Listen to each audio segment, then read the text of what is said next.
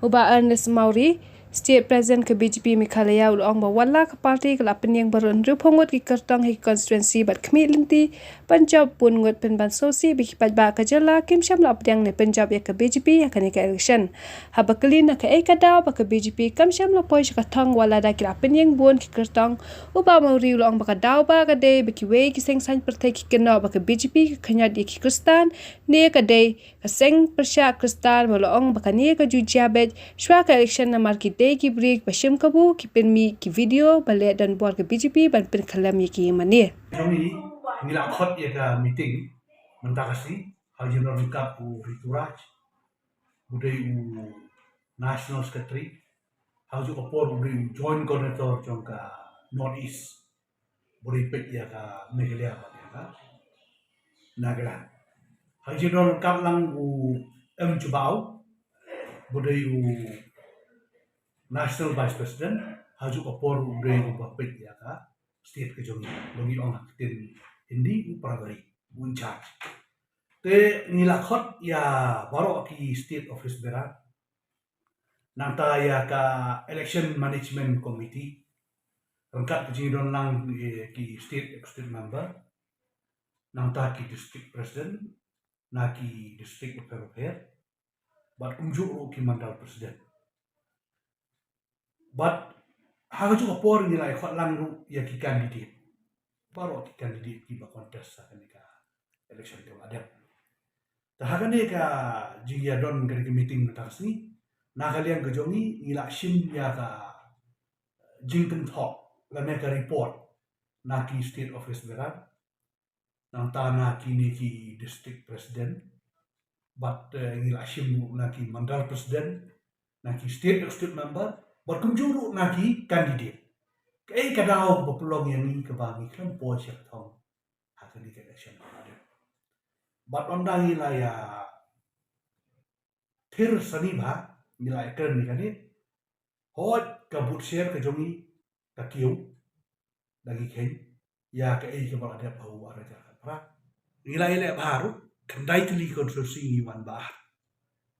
terus kemut ni kumtai ni lai pet bang lai bisyar ba ni ile ba ke election ba dia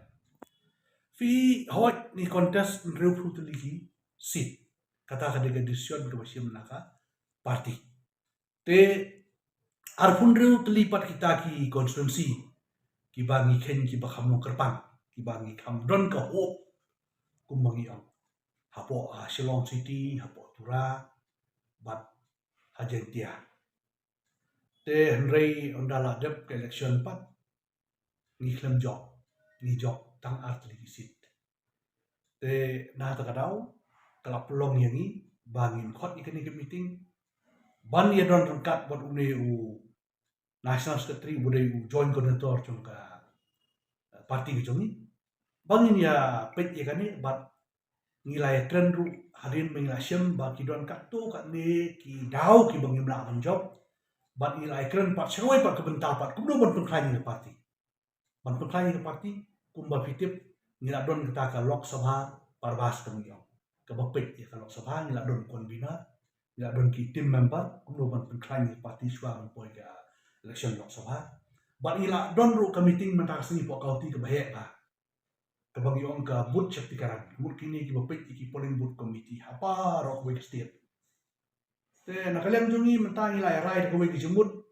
bangin nang pengklai ju ke parti bangin long parti belakre ya ki we parti election ki banwan ru lara kadai ki MDC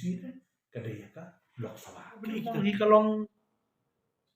ba kadon palat kadai kajing